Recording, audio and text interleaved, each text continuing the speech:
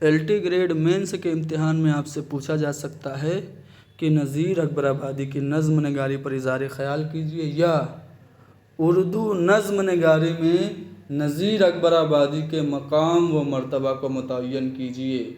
या फिर आपसे यूँ सवाल बन सकता है कि नज़ीर अकबर आबादी को अवामी शायर क्यों कहते हैं, जायज़ा लीजिए। या फिर आपसे ये पूछा जा सकता है कि नज़ीर अकबर आबादी के नज़्मों के मौज़ूआत पर नोट कलम बंद कीजिए। इस तरह से सवाल बन सकते हैं। अब सारे सवालात के लगभग जवाब एक ही जैसे लिखने, कैसे लिखने, चलिए देखते हैं। शुरू करेंगे।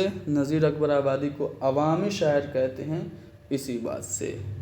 नज़ीर अकबर आबादी को उर्दू नज़्म का पहला अवामी शायर कहा जाता है। क्यों? क्योंकि इन्होंने मुख्तलिफ़ मौज़ूआत पर नज़में लिख कर शेर व अदब को, ये वाला शेर है, ठीक है, बोल के टाइप किया इसलिए वैसे आ गया, कोई बात नहीं, इतने तो आप समझदार हैं ही। शेर व अदब को अवाम से करीब लाने में एक अहम किरदार अदा किया। चूँकि अपनी नज़मों के ज़रिए इन्होंने ऐसे मौज़ूआत का इंतखाब किया जिससे शेर व अदब अवाम के करीब आया, इसीलिए इनको अवामी शायर कहा गया। हर मज़हब व मिल्लत के लोग इन्हें अजीज़ थे। मुसलमान सूफ़ियों के अलावा वो हिंदू संतों से भी अक़ीदत रखते थे। यही वजह है कि उनकी शायरी में एकता, भाईचारा, कौमी यकजहती, गंगा जमनी तहज़ीब की ऐसी मिसाल मिलती है जो बाकी शायरों के यहाँ नहीं मिलती है। उन्होंने होली और दिवाली, अब देखो गंगा जमनी तहज़ीब की मिसाल उनकी शायरी में मिलती है। इस बात को साबित करने के लिए आप क्या कहेंगे कि उन्होंने होली और दिवाली पर नज़में लिखी, तो ईद और शब बरात वगैरह को भी उन्होंने अपनी नज़मों का मौजू बनाया, ठीक है। उन्होंने मिली जुली तहज़ीब यानी जो गंगा जमनी तहज़ीब है उस पर काफ़ी काम किया, इसी वजह से वो अवाम में बहुत ज़्यादा मकबूल हुए, ठीक है। नज़ीर अकबर आबादी का जो दौर था वो मीर सौदा का दौर था, और मीर सौदा के दौर को आप जानते ही हैं, उर्दू शायरी का अहद ज़र्री कहा जाता है, golden period of Urdu poetry. तो उस दौर में जब गज़ल अपने बिल्कुल उरूज पर थी, सब कोई गज़ल कह रहा था, गज़ल का सिक्का चल रहा था, तो एक शायर जो लीक से हट के आया और उसने न सिर्फ अलग पैराए इजहार का इंतखाब किया, बल्कि ऐसे मौज़ूआत चुने जो तरोताज़ा थे, अवामी दिलचस्पी के हामिल थे और जीती जागती ज़िंदगी का हिस्सा थे। लिहाजा अवाम का उनकी शायरी की तरफ राग़िब हो जाना और नज़ीर अकबर आबादी का अवामी हलकों के दिल में घर करके अवामी शायर करार पाना कुदरती बात थी। यानी कि उन्होंने अवाम के मौजू को उठाया तो अवाम ने उनको एक्सेप्ट किया। अनवर सदीद अपनी किताब में लिखते हैं, अब आप अनवर सदीद की किताब को भी आप कोट करेंगे, किताब का नाम है उर्दू अदब की तहरीकें, ठीक है। उसमें लिखते हैं कि नज़ीर की अता यह है कि उसने अवामी ज़बान को अवाम में फैलाया और उसका दायरा वसी किया। राम बाबू सक्सेना भी नज़ीर अकबर आबादी के लिए लिखते हैं कि इनकी सबसे बड़ी सिफत यह है कि वह मामूली चीज़ों के बयान में ऐसी दिलचस्पी पैदा कर देता है कि दूसरों के आला मज़ामीन में नहीं पाई जाती। आपने देखा होगा उन्होंने रोटी नामा एक नज़्म लिख के, आदमी नामा नज़्म लिख के उसको कितना मशहूर कर दिया, ठीक है।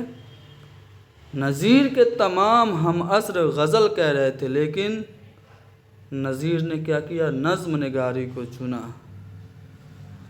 उस दौर में नज़्म निगारी को कोई मकाम व मर्तबा हासिल न था, चुनांच न सिर्फ उस दौर के जो शोरा थे नज़ीर का मजाक उड़ाते थे, बल्कि उनके बाद भी अरसे दराज तक नक्काद और अदब के तज़किरा निगार उन्हें शायर ही नहीं मानते थे।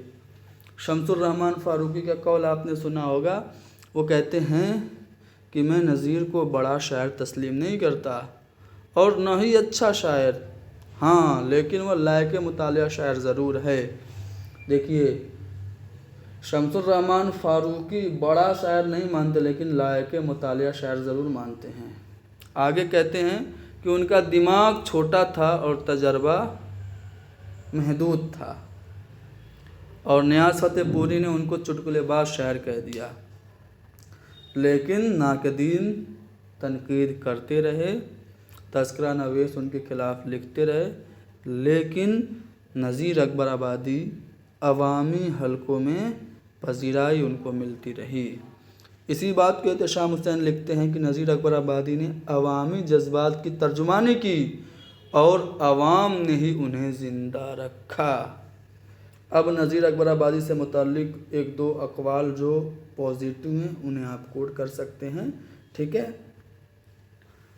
उसके बाद आप उनकी एक दो नज़मों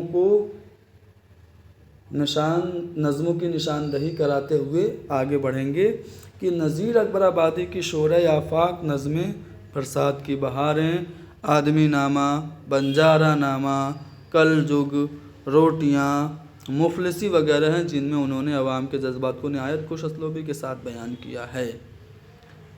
अगरचे नज़ीर की शायरी अवामी मौज़ूआत का अहाता करती है, मगर उनके कलाम से पता चलता है कि वो फ़िक्री व फ़नी हवाले से अपने हमअस्र शोरा से किसी तौर पर कम नहीं थे। उसके साथ साथ वह अवामी नब्ज़ शनास भी थे। उन्होंने नज़्म नगारी के लिए जो नज़्म की हैत इंतखाब की और जो बहूर उन्होंने चुनी, जो बहरें चुनी, वह आम कारी के मिजाज के मुताबिक और अज़बर यानी जल्दी याद हो जाने वाली थी। यही वजह है कि उनका कलाम गली गली कूचे कूचे में पड़ा और सुना जाने लगा। कलीमुद्दीन अहमद, जो लगभग सभी शायरों को आड़े हाथ लेते हैं, उन्होंने इनके बारे में कहा कि नज़ीर अकबर आबादी उर्दू शायरी के आसमान पर एक दरख्शंदा सितारा है। नज़ीर का वजूद ही उर्दू शायरी के लिए बेनज़ीर तनकीद है। ये बात भी कलीमुद्दीन अहमद ने कही।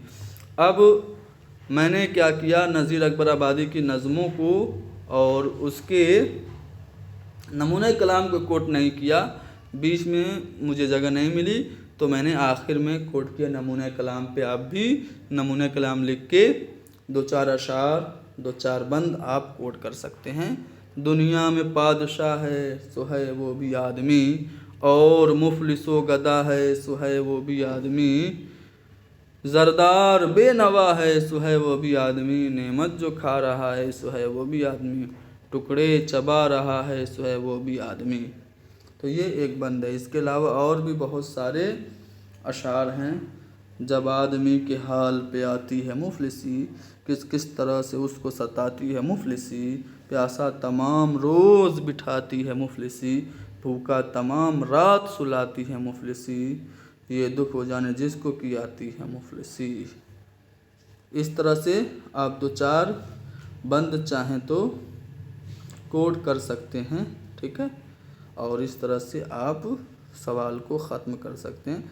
जज्बात में आके बहुत ज़्यादा मत लिखने लगिएगा, ठीक है। 200 वर्ड में कहा है तो 200 वर्ड में ही लिखिएगा। कभी कभार आपकी बात 200 वर्ड से कम में ही ख़त्म हो जाएगी। मान लीजिए कि आप किसी के बारे में लिख रहे हैं और 150 वर्ड में ही आपकी बात मुकम्मल हो गई, तो ज़बरदस्ती उल्टा सीधा लिख के उसको 200 वर्ड मत करिएगा। 150 वर्ड पे ही आप बात को सलीके से कह दीजिएगा, तो एग्ज़ामिनर भी समझदार होगा, वो आपकी बात समझेगा और कहेगा कि फजूल लिखने की कोई ज़रूरत ही नहीं है, इसको पूरा नंबर दे दो।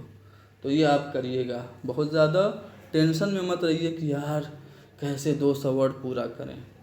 कुछ बातें हैं, कुछ सवाल ऐसे हैं जो आपसे, हालांकि हिदायत में ये लिखा गया है कि 200 अल्फाज में लिखिए, लेकिन कुछ सवाल ऐसे हैं जो आपके 150 अल्फाज में ही मुकम्मल हो जाएंगे। तो 150 अल्फाज में मुकम्मल करके आगे बढ़िए, ठीक है, लेकिन सलीके से लिखिए, कोटेशन देते हुए लिखिए, हवाला देते हुए लिखिए, ठीक है। तो बाकी आप लोग समझदार हैं, सब ऑलरेडी टीचर हैं, हमसे ज़्यादा सीनियर हैं, आप लोग इंशाल्लाह बेहतर करेंगे। अपने आप पे भरोसा, सेल्फ कॉन्फिडेंस होना चाहिए। एग्ज़ाम हॉल में आप बैठेंगे, 3 घंटे का वक्त मिलेगा, 20 ही सवाल तो करने हैं, कोई सवाल न छोड़ना, سارے سوال اٹیمپٹ کر لینا، سلیکشن کی گارنٹی ایم ایم علی لے رہا ہے۔ Best of luck, thank you.